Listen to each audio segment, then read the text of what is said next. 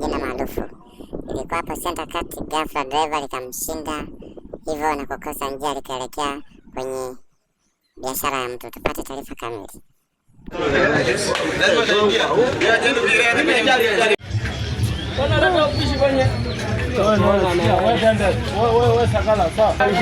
Wa pikipiki mzima.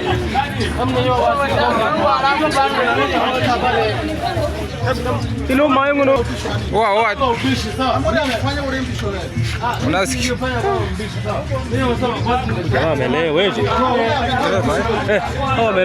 Basi ndio hivyo, hatua za kisheria zinaendelea. Mwandishi wenu ni Baraka kutoka Singida ITV. Karibuni.